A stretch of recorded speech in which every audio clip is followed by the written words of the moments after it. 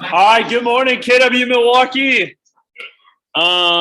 Tuesday, April 26th, a beautifully blissful, blistery, warm day in Milwaukee. I start the morning out, a little bit of a shout out. I know I've been gone for a couple weeks, took the kids to the beach for a little bit, then had an opportunity to go out to Jackson Hole, Wyoming to help some people who are thinking about starting a KW out there, and met with some unbelievable people. People who sell homes with an average price point of 23 million in a market where the average house is 5 million. So the level of real estate and transactional deals that are being done out there was an incredibly interesting market to learn. So it was a great, but I wanted to start out by giving a shout out to, first of all, Mandy, for kind of leading the charge on team meetings the last couple of weeks. I don't think really people see behind the curtains is that how much goes into planning the content behind what it is that we deliver every week. And I know it can be overwhelming at times. So shout out to Mandy for her help there, and as well as Josh last week for leading the conversations with some great partners that we're going to be partnering up with there. But I'm stoked to be back and jump into the market at the moment. Sound good? Cool. Today we really the main meat and potatoes of the content is we're going to have Brian jump on and give us some insights as to what he's seeing in the volatility of the mortgage rates market. I think it's been a hot topic of conversation, one that I think needs more context to. I think it's an easy thing for people to talk, oh, rates are going up, but do we understand why they're going up and what and how that works? So Brian's going to jump on to talk a little bit about that. But before we start with Brian, a couple quick announcements. Save the date, June 2nd. We are finally getting to the finish line on our North Shore office renovation. So we'll be having a kind of a grand reopening party on Thursday, June 2nd. Feel free to utilize it. But the other one, I don't know anything about who our investors are. For client events, open houses, however you may see fit. So we'll have more details to share with you in ways in which you can leverage this event for you and your business. But we'll be hoping a grand reopening party on Thursday, June 2nd. So save the date. With that, we kind of talked about it last week. But I think Josh kind of reiterated kind of my three phrases of focus in 2022, all around being resilient, taking care of each other, and bring the noise. And as I think through 2022 and what we want to focus on, one of the things that we're focusing on in terms of taking care of each other, that goes without saying, is Red Day is a big piece of that, right? Like I've talked a little bit about the statistics behind the worldwide of people helping strangers has increased dramatically in the last 24 months. And we have an opportunity to do that here and bring the group together as a part of our culture and our community here on Thursday, May 12th. So as a reminder, we're supporting three incredible organizations: Zacharias Acres, Mr. Bob's Under the Bridge, and Operation Dream, all with three very different relevant focuses for our marketplace and our community. So at the Innovation Office, we're collecting donations for Mr. Bob's Under the Bridge now through May 12th. You can find the donation list there. It's Mr. Bob's Under the Bridge really helps our homeless community in terms of giving them their essential needs of what they need to live, and to provide them the opportunity and be humane and find a way in which they want to live within Milwaukee. So that's the purpose of Mr. Bob's Under the Bridge, accepting donations at the Innovation Office. Here in the North Shore office, we're supporting Operation Dream, collecting donations for Operation Dream from the North Shore office now through May 12th, all around gently used business attire for young men, toiletries, small toys for ages 4 through 12, or small dollar amount gift certificates so that mentors can take teens out to lunch, dinner, coffee, whatever it may be, and to give back into our community. And then lastly is we have Zacharias Acres, which is an incredibly phenomenal place out in Oconomowoc to support children with special needs and to give them a space where they can feel and breathe God's green earth. It's an incredible organization. As of today, we have 121 people signed up to participate at Zacharias Acres on May 12th. So if you haven't signed up yet, don't hesitate to sign up. We'll be sending out the RSVP links again via Facebook and emails later this week. But we will be doing this in person on May 12th from 9 to 2. And I will tell you, I had the opportunity to build a fence last year with my brother Willie, John Lorenz, couple other people, and we spent time with Terry, who runs Zacharias Acres. And the way that he will reshape your mindset by spending time with him to help you understand what these kids go through every single day is an incredibly powerful use of your time to change your perspective on what you think is difficult, right? And Terry lives a life of kind of like no excuses, no directive.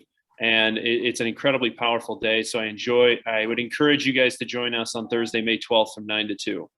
So just quick little reminders there as it relates to Red Day. Renew, energize, and donate back to our communities, servicing 3 great community organizations. And if you haven't signed up yet, we encourage you to do so, as we'd love to continue to help support our communities. So with that, I'm flipping it over to Brian Clute. Brian, the mortgage industry has been a little wonky. People are now starting to write offers to offer to purchases with almost 6% interest rates in there to make sure that they have a high enough ceiling. Tell us what the heck is going on and what should we expect, and what do these guys need to know in order to help advise their clients through the market of the moment?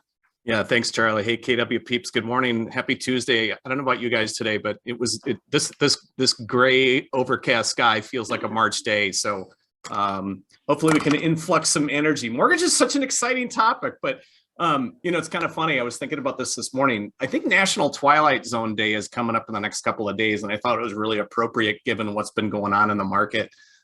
Before we jump into that, just a reminder for those of you who do know Blake and I, for those of you who don't know, we've got a mission as a lender, as your partner at KW at Fairway, and that is threefold. Number one, we're here to make your job easier. Number two, we're here to make you guys look like heroes. Number three, we're here to help you guys do more business. So let's take a jump to the next slide. I'm going to give you guys some perspective on what's going on. Yeah, next one, please.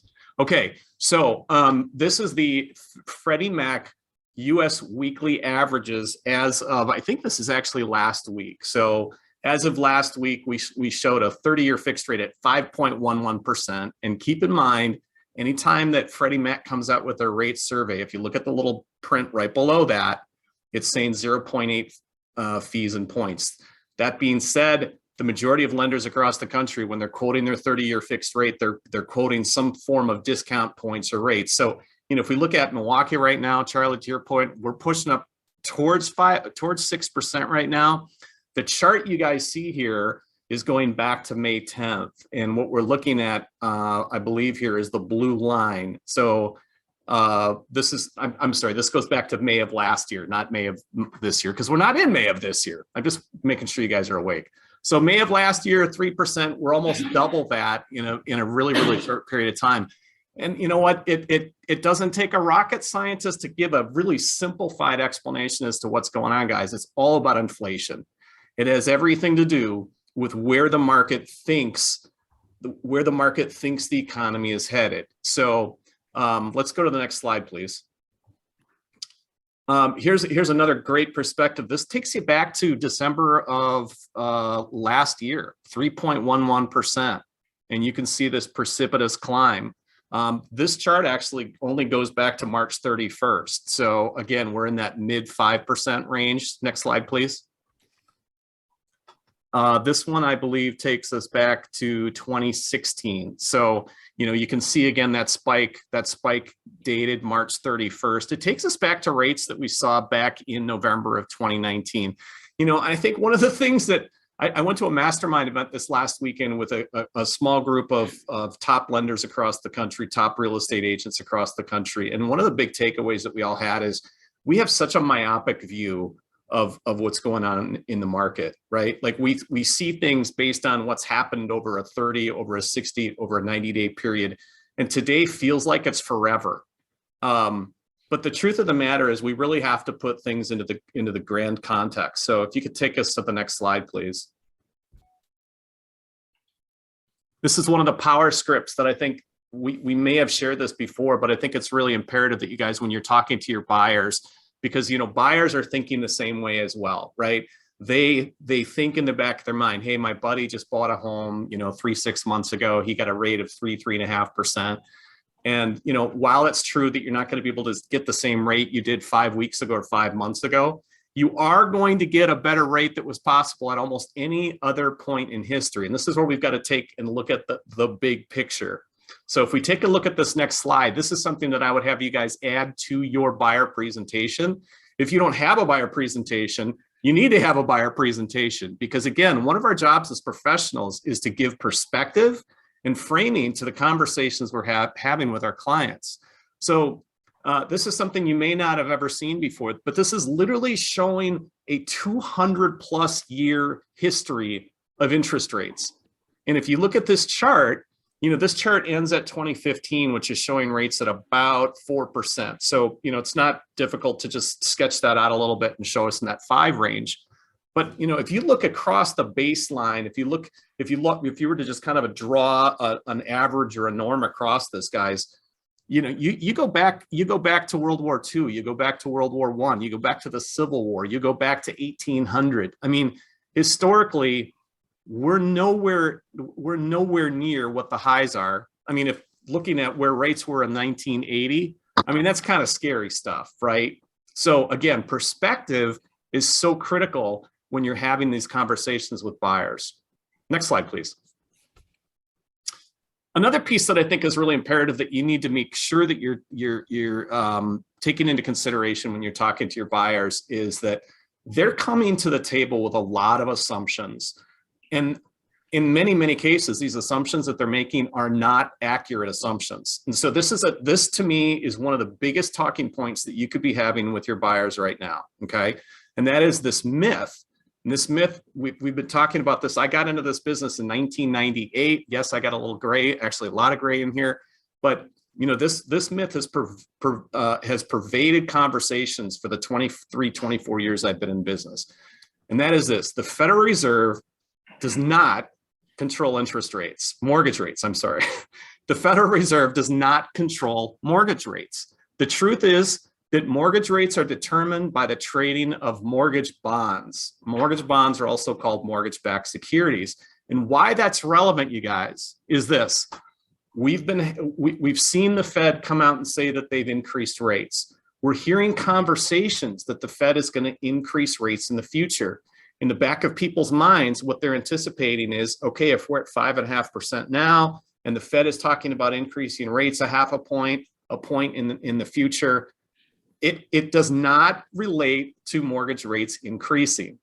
So the truth of the matter is, mortgage bondholders have really already taken into consideration what they anticipate the Fed is going to be doing in the future, right? Because bondholders are looking at loaning money out over a long-term period of time. And in the back of their mind, they're wondering, what's inflation going to do? So these bondholders, these traders that are establishing the pricing for these mortgage bonds and subsequently mortgage rates have already baked in what they think the Fed is going to do. So if you want to take a jump to the next slide here, here's a great quote by Len, deputy economist of Freddie Mac.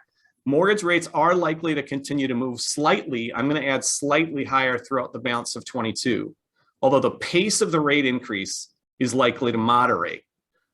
And this is the highlight. Much of the rates that we've seen so far in early 22, again, have been in anticipation of what will happen later this year, okay? So there's been a lot of conversation as well in some of the circles that I've been plugged into that say, many people think that the Fed is actually overdoing it.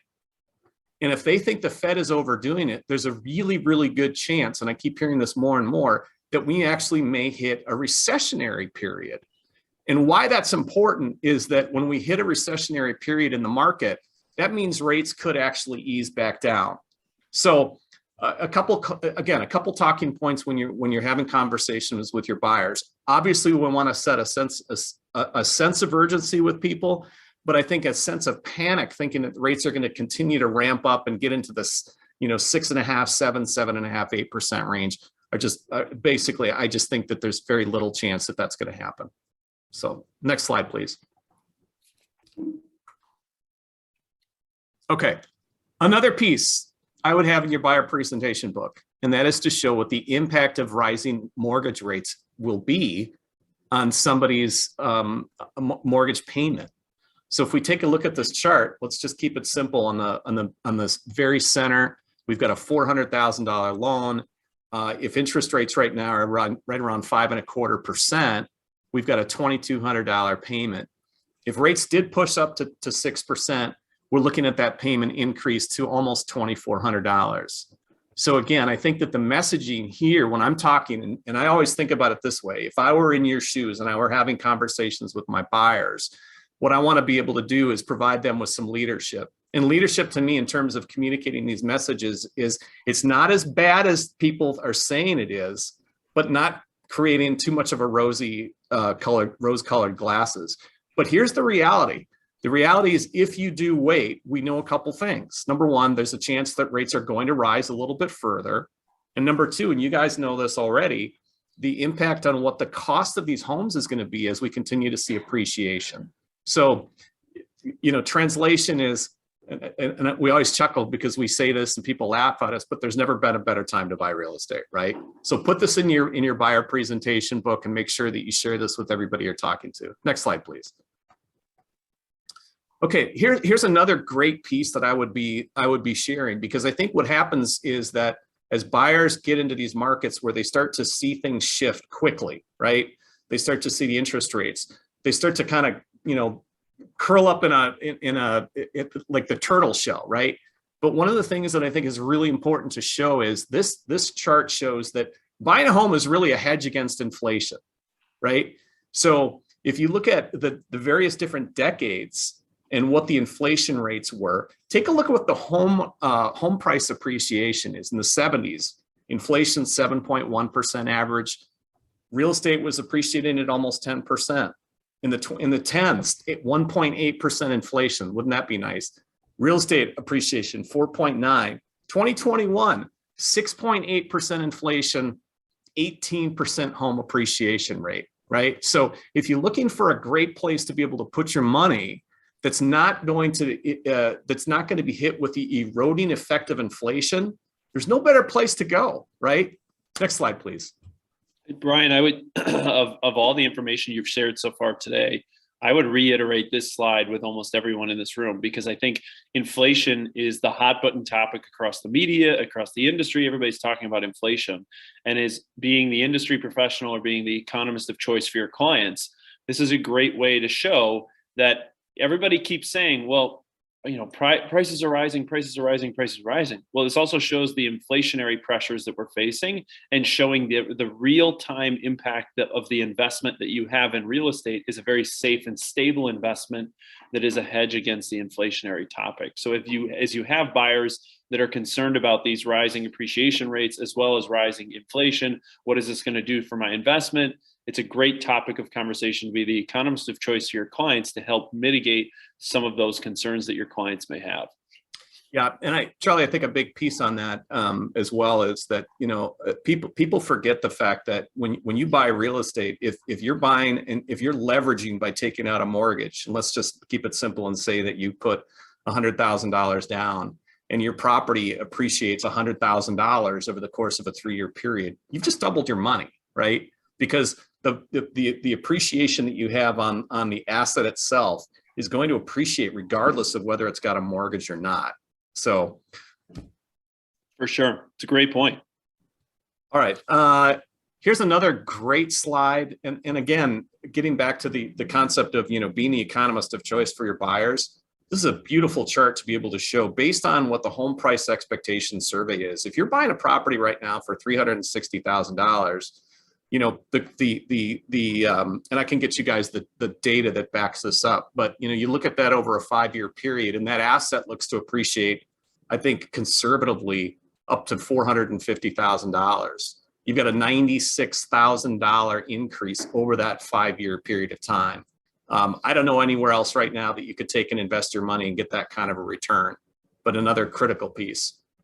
Yeah, I mean, another way to put it, Brian, is over the next 5-year period, where can you make a 36, if you put 10% down, let's just say as a baseline rate, if you put $36,000 down, where are you going to get a $96,000 return? Right. I mean, yeah. it's almost a 300% return on your money. I would make that bet all day long. Absolutely. Triple your money. Sign me up, double down. Mary Beth, yes, I'll get that data to back you up as well. I want to shift gears here a little bit and look at things from the perspective of getting back to buyers have a lot of assumptions coming into the conversation about buying a home. as it relates to real estate, as it relates to mortgage. There's a lot of things that people just don't know that can hurt them. And part of our job is to be able to provide to them, kind of peel back the curtain, so to speak, and share with them the things that you know that they don't know, but they need to know. And to me, that's one of the biggest things that you can do to differentiate yourself from somebody else. Because anybody, you know, in my world, anybody can quote a rate, anybody can show somebody a house. But are you able to share with them vital information that they need to be aware of that could help or hurt their ability to win a deal, especially in this competitive environment, right? And so here's the one thing that I hear over and over and over again when I'm talking to buyers in a consultation. Buyers don't know that their choice of the lender that they're working with is going to have an impact on their ability to win an offer in a competitive environment. It's either going to help them or it's going to hurt them. Now, those of you who have been in the business for a while know exactly what I'm talking about. You get a buyer that comes in with a pre-approval letter from a lender that you know the listing agent is just going to wince at, but your buyers don't know these things. So next slide, please. So I think it's imperative that when you're having conversations with your buyers, especially those buyers that are coming to the table saying, you know what, I've already got a pre-approval, or, you know, buyers that are saying, I'm going to go out and I'm going to shop for a lender. In the absence of understanding what to look for, consumers will only shop for one thing, and that is price. I'll say that again. In the absence of knowing what to shop for, consumers will shop for one thing and one thing alone, and that is price. Think about it. If you're going to go out and buy a TV, or if you're going to buy something else, chances are you're always looking at price. It's not until somebody else comes in and starts to guide you and say, there's some other things to take into consideration that you need to be aware of. So, you know, the buyer left to their own devices are going to shop for the lowest rates and the lowest fees, right? And I would submit to you, and those of you who've been in the business for a while, you know that that's the wrong way to do it, because lowest rates and lowest fees usually means there's a compromise to be had. That compromise is either going to be in service. It might be in this environment. Can the buyer really afford to come to the table with a pre-approval letter with a lender that you know is going to hurt them and put them to the back of the line in a multiple offer situation, right? So what I would submit to you guys is to say, help your buyers shop for the right things. And here's what I would submit would be some of the things that they should be looking for. Number one, did their lender provide a full credit approval, not just a pre-approval?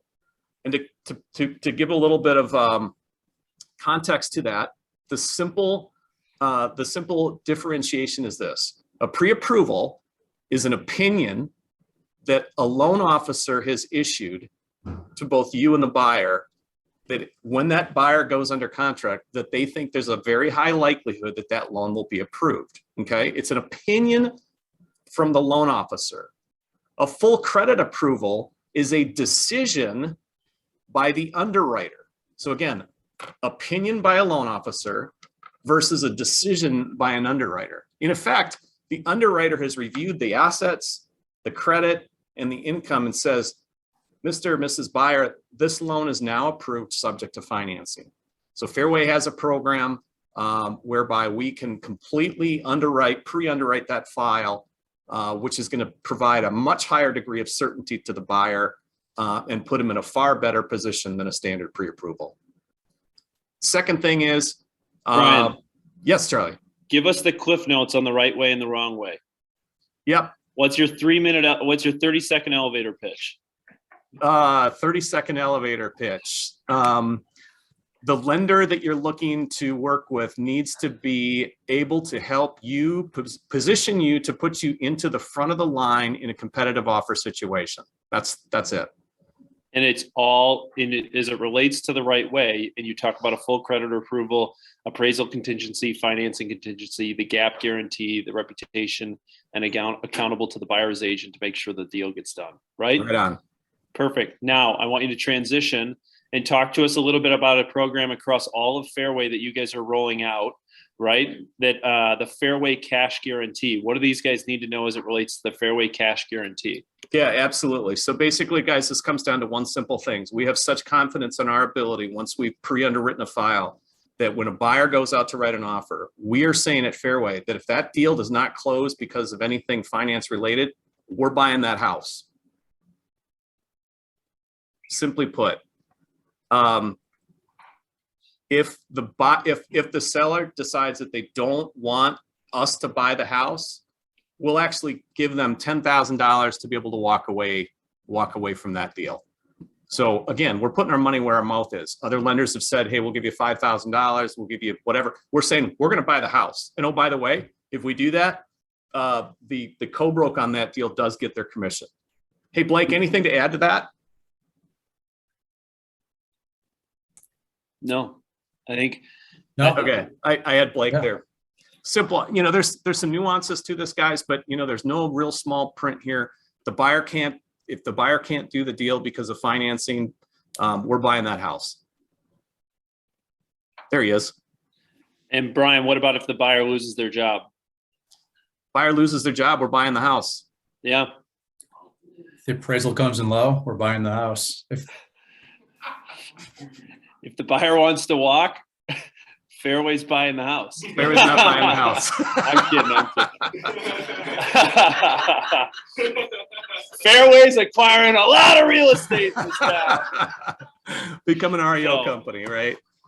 No, I think it was, I'll be honest with you guys. Every Fairway person in town has come to me, whether it's Bruce Murphy or Brian or Blake or Mike Drews. This is an incredible program and a differentiator that can offer your buyers a very competitive advantage in the marketplace.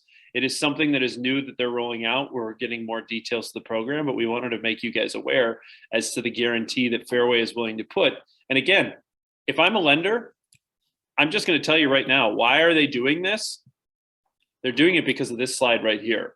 They know that the appreciable asset of the asset is their dollars are better spent putting it into the asset and hedging against the inflationary pressures. So they're willing to make the bet. It's the perfect time for them to do it. It makes a ton of sense. I understand the strategy behind it, and it makes a ton of sense as to why a lender would roll it out. So guys, as we look at this, and Brian, I thank you for the commentary as it relates to the volatility in the market and providing the perspective. Guys, my big two key takeaways here is if you want to instill confidence in your buyers, here's your two opportunities. One is the hedge against inflation, right? Homes are appreciating far faster than inflation is. It's a great hedge. Two, where else can you make a $36,000 bet and see a $96,000 return over a 5-year period to get a 3x return? You can't get that in the market right now. Anybody know what the market's doing? It's gone down off of all-time peak highs, but the market's been down. So you want to make a $36,000 bet to see a $96,000 return? Don't worry about the price in time. Remember, I use this line all the time as it relates to my investments. Time in the market beats timing the market. I'll repeat that. Time in the market beats timing the market. You'll never be able to time the market. No one ever does. But the longer you have your money invested in your appreciable assets, over time, we know that even though the market goes like this, it's done nothing but appreciate over time. Time in the market beats timing the market. Brian Clute, thanks for jumping on to give these guys a little bit of perspective. Thanks, Freddie. Awesome. Thanks, Brian. All right, guys. With that, I'm flipping it over to Lindsay Vranick, who's going to talk about automation and leverage is the new hustle and how to automate your social media through command. Give me a jump over to. Sure. Yeah. Perfect. There you are, Lindsay Vranick. Thank you very much. Good morning, everybody. All right. So last week, our marketing workshops were all around automating some of your social media posts. And this week's marketing workshops are really just come and ask questions. But I wanted to dive into this just to show you one of the really valuable tools that I think is part of Command. So within the campaign section, you have where you can create those Facebook ads, which are paid, but you also have the ability to create your own social posts. And one of the really valuable tools that is available within campaigns are quick posts. So if you are someone where you don't really know the sort of content that you want to post to social media, you just need some ideas to help you along with that. Quick post is your kind of saving grace in that sense. So I'm in campaigns right here, that little megaphone icon. You'll see I'm directly in the dashboard, and you have quick posts front and center on this page. And so one of the quick post examples that you can create in here are these neighborhood videos. And you'll see I've got some other options. So if you want to take the information that Brian just presented and talk about what's happening with mortgage rates and everything like that, you'll see there's actually some quick posts already in here, and you can edit these as well. And so I can click on shuffle. I can look at some of these other options. But if you want to utilize one of these, all you'll have to do is click on this blue arrow. So I'm going to select that, and I'm going to generate this neighborhood video. And this is a really short 60-second video, which goes into highlighting a particular community that you're specializing in. And so all I'm going to do is I'm going to search for that neighborhood, and I'm going to just pull in an example here. So I'm going to search for Thiensville, and I'm going to select that neighborhood and click next. And that's going to generate some of the data that's pulling from the Nextdoor app. It's pulling from the MLS. And you also have the option to customize any sort of field that you see here. So it's going to pull an average home price, price per square foot, the number of homes for sale right now in that particular neighborhood. I also have some neighborhood features. And the great thing about this too is that, you know, if I don't think these really pertain to that neighborhood the way that I think they do, I have an entire library of additional features that I can choose instead. But once you're satisfied with the data that you see here, you know, you've got your agent information, your market center information. This is all pulling from your marketing profile. I can click next. So this is all auto-populated. You do not have to touch a thing in here. So I can click next. That's going to generate that 60-second video where it's going to display that data that I was just viewing on the previous screen. And so this just takes a few seconds. But then you're going to be able to take a look at that video and just make sure that it looks good before you even post it to social media. And as we wait,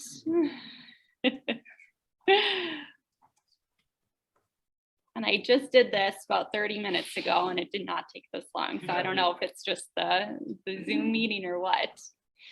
But anyways, let's pretend that you saw this video just in the essence of time. I'm going to save. Yes. And like I said, I did about 5 of these in the last 24 hours. But it's only when I'm actually presenting that this happened. So we know how that goes. Of course. So let's see. Here's the video. So I can play this.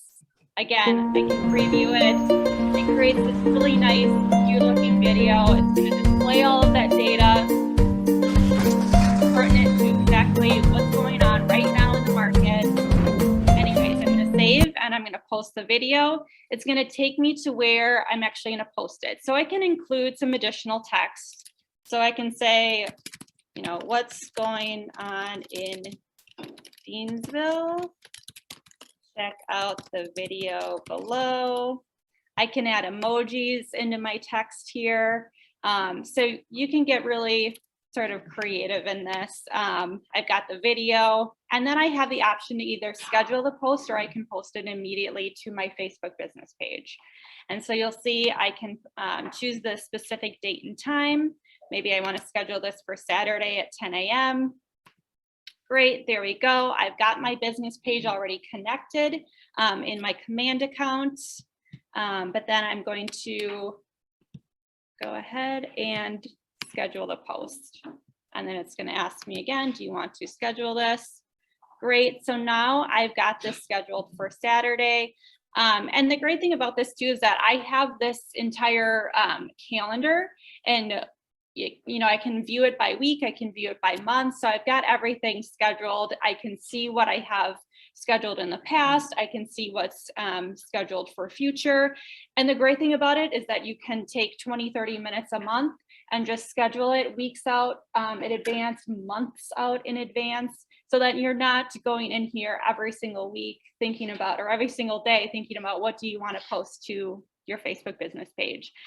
You can think of that ahead of time so that you're not focusing on that during the week when you are busy with showings and everything else. So if you are interested in learning more about this, attend any one of our marketing workshops in the market centers. Cool. All right. Yeah. Yeah. When you do that video, it shows you like it was the date that it was created on. Yes. If you schedule it out like a couple days or a month, will it update that before it posts it?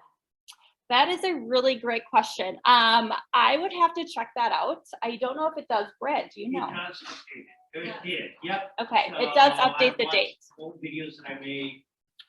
So a the- while ago, and it updates. The question was, if you pre-schedule these videos, we got to remember, we got 200 other people that have to hear the question. Question was, if we pre-post the videos and schedule it in advance, will the data update if you post it in a month in advance? The answer is yes. Brad Yates confirmed. Guys, here's the thing. One of my 3 phrases of focus, we go back to, how do you fight noise with more noise? So one of my 3 phrases of focus in 2022 is bring the noise. Here's why I say there's a lot of noise in the channel right now. Units are down so far year to date, and there are more licensed real estate associates than ever before in the Greater Milwaukee Association of Realtors, right? So there's a lot of noise in the channel competing for the same clients. How do you do it? With repeated messaging and content and marketing, and leveraging the tools that you have available and the resources that you have available to help you bring the noise. Lindsay, Brad, thanks for your insights. Guys, be sure to check it out. Leverage is the new hustle if you want to get it done. All right, shifting back in. We're shifting over to Sheriff Reed. Sheriff Reed, what do these guys need to know about back to the basics and equal access to housing during Fair Housing Month in the month of April? Good morning, everybody. Yes, this being the last week of April, April is Fair Housing Month, so we wanted to get in just sort of a good reminder to all of you good Keller Williams agents about what to keep alert for, what to watch out for, and look at the basics for fair housing. It's extremely important in our business, and the main claim is to make sure that everybody has equal opportunity for housing. So a reminder, what are the protected classes?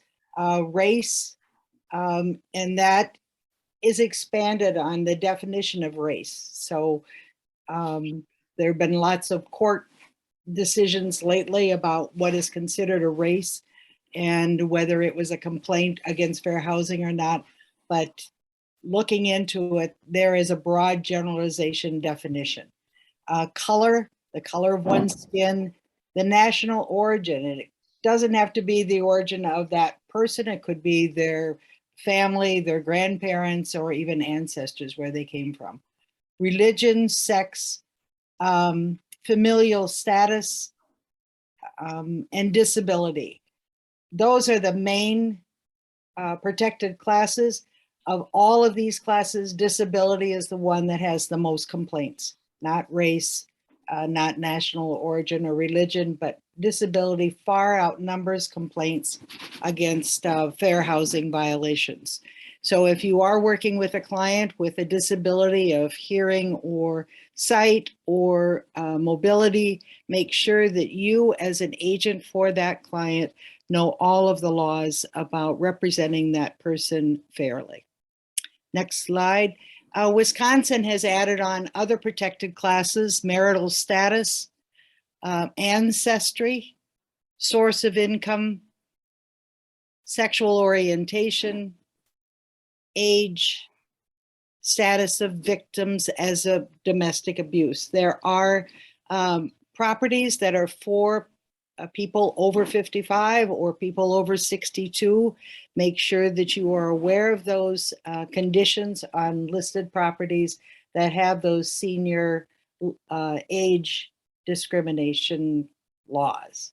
So, and then Milwaukee County, and the next slide shows Milwaukee County, and the city of Milwaukee even goes a little bit deeper with some protected classes.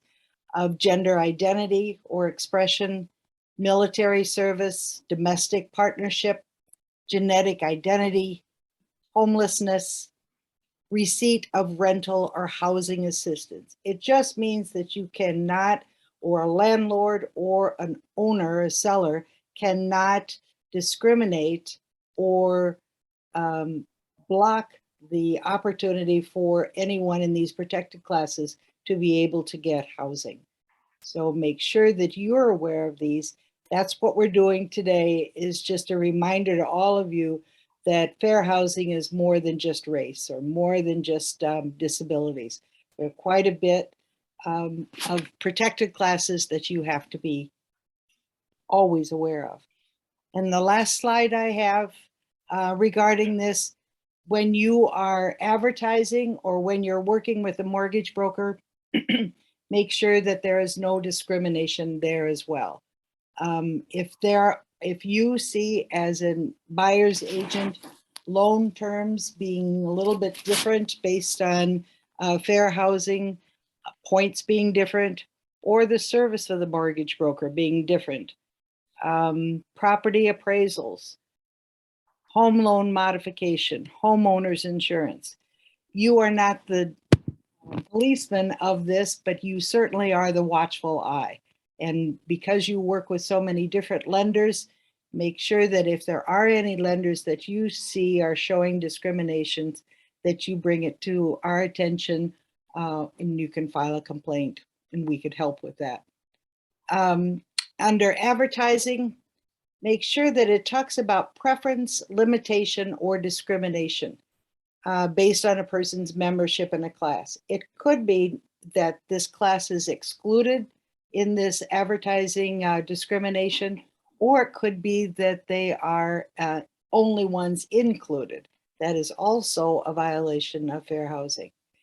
The bottom line rule of thumb always in advertising is always describe the property. Never describe the potential people who could live there. Great family home, no. Perfect quiet home for seniors, no. All of these hidden phrases that you may think is unimplied bias, it is a bias and it can be considered a violation. The MLS does screen for some phrases and words that you enter into data that they see as a pretty blatant violation of fair housing, and they will exit out for you. But you have to be the main person to be responsible to keep these phrases, even though they may not be intended, these phrases of discrimination, out of your advertising. And then Charlie, you wanted to talk a little bit more about Fairhaven. Yeah, Fairhaven, you know, in February, we really discussed Fairhaven at length over a multitude of, or multiple weeks, and really stepped forth and challenged the group around taking the Fairhaven training. I would say personally, taking the training really opened my eyes as to what I thought was the appropriate actions in certain circumstances, and actually course correcting my actions to help me understand the ways in which I should be approaching some situations. I know when I challenged the group before, I think it was around 18 people had completed it across our organization. We only get updates as to who's completed it on a quarterly basis, but the most recent report we received, which was post-February, our group went from 18 completed to over 90 completed. So I appreciate the call to action that this group has taken to complete Fairhaven. If you have not completed Fairhaven, I would encourage you to do so. It really only takes about 30 to 40 minutes, but it really helps you challenge your implicit biases in your approach to fair housing. And that's found at fairhaven.realtor. So I encourage you guys, if you have not yet done so, and again, I applaud those that have taken action from our call to action back in February. One other thing, Sheriff Reed, that I appreciated in terms of your descriptions that you made very clear is that in the state of Wisconsin, the source of income cannot be discriminated against as long as it is lawful compensation in exchange for goods and services. Right. So I'm glad you made that. I'm glad you delineated that fact for us. Right. Awesome. All right, guys, wrapping it up with upcoming training and events, and then I'll give you a little bit of insights as to the market of the moment and what's going down. So upcoming training and events last week of April, tomorrow morning at 10 a.m., I'll be hosting an incredible panel all around continuing our conversation around lead gen for listings panel. We have a great panel tomorrow with Karen Trimble, Aletha Champagne, and then we have got Kevin and Emily who bounce back and forth between the Milwaukee and Chicago markets. Karen runs an unbelievable business. Aletha is the proof in the pudding that you can be anywhere you want to be in 5 years. And Kevin and Emily will provide a very unique perspective of working in 2 different markets. You want to learn how to win the listing, right? Check in tomorrow morning. I'll lead the discussion at 10 a.m. Next, oh, there you go. Sneak peek, Aletha, Emily, Karen, and Kevin tomorrow morning at 10 a.m. via Zoom. Next up, month of May. Handful of things to point out. We have Pedro's food truck, quite possibly my favorite food truck in the city of Milwaukee, is coming to visit our offices May 4th in Tosa, May 5th in Whitefish Bay, May 17th out in, Lake Country is May 4th, North Shore is May 5th, and Innovation is Tuesday, May 17th. So be sure to check that out.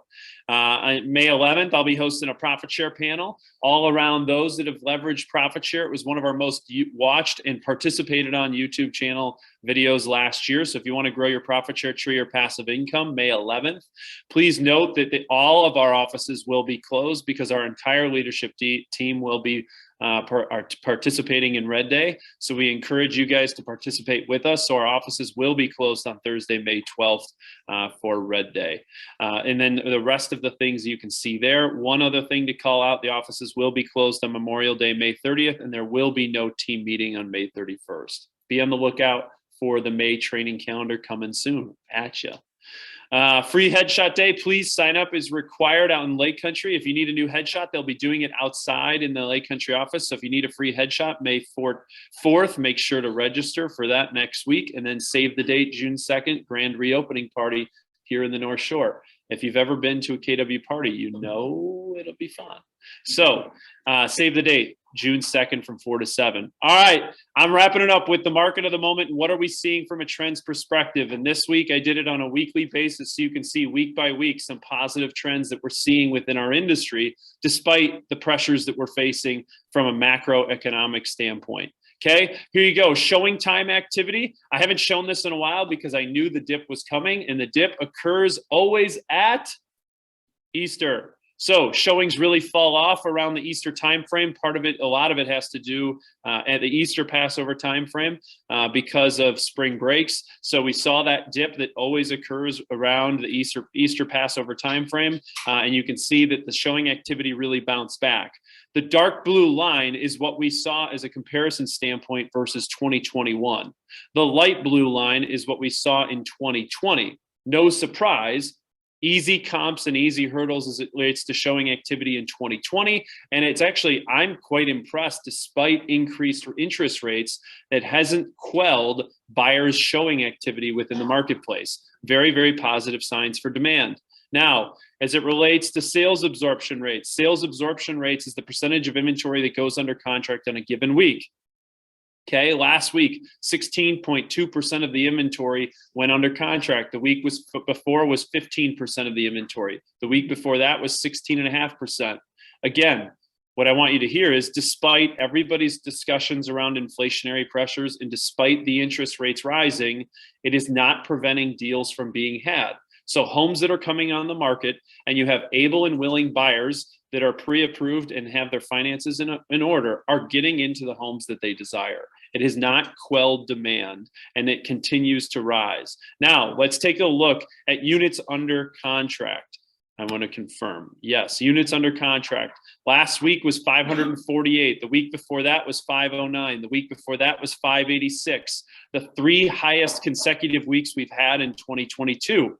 And all of this is despite the fact that the Easter Passover holiday came in the very beginning of April. So the fact that we've had 3 consecutive weeks of the highest so far in 2022, again, very, very positive signs. I would be slightly more concerned around the market of the moment if we are seeing the similar units going under contract that we saw from like February to March, which really didn't see a bump like we historically see. March was actually softer than historical Marches. April now is seeing a little bit more of an elevated uptick in terms of units under contract. Now, the good news is that I saw a lot of people posting about, which is very, very positive news for our industry, is really the uptick that we've seen in new inventory levels. Again, if you look here, look back at the last 4 weeks, 649 units, 640 units, 511 units the week of Easter Passover, which was still more than most other weeks in the month of March, and 578 the week following the Easter Passover holiday, right? So 4 straight weeks of positive sign of new inventory that's coming to the marketplace. Again, when I look at demand within the marketplace, the only thing that we're facing here, though, is the homes that are coming to the market are going under contract as fast as they're coming under the market. So how does this play as a total inventory situation? We just haven't caught up yet. My point to this conversation is this. Despite rising interest rates, despite rising inflation, the last 3 to 4 weeks has not actually quelled demand within the marketplace, okay? So we still are facing a lot of the similar pressures and things that we've seen. We're still seeing very active buyer pool. Again, the situation that we face is helping people understand that we can bring their home to the marketplace so that you guys can win more listings. Because I know this, I've never had an agent in my 5.5, 6 years of doing this who've come to me and says, my client is homeless, right? So the reason why I share that with you, and I think Brian brought up some very good points as it relates to inflationary pressures and hedging bets, and it relates to appreciation of the asset and the bet that you can make. Again, my takeaway, a $36,000 bet can turn into $96,000 5 years later. All of it's very, very positive. We still have a great demand within the Milwaukee marketplace, southeastern Wisconsin marketplace. Inventory still continues to be a little bit of a concern because units are coming off the market as fast as they're going on the market. Again, all good problems to have. I'd rather have a demand problem than a supply problem, right? Keep that focus, keep that intensity, go win more listings, go manufacture your listings, and we'll keep rocking and rolling. Sound good? All right, Lake Country crew, I'll let you jump over to the Lake Country meetup. North Shore and Innovation crew, I will jump over to new listings and coming soons. Give me 2 seconds to transition. Guys, have a phenomenal freaking Tuesday.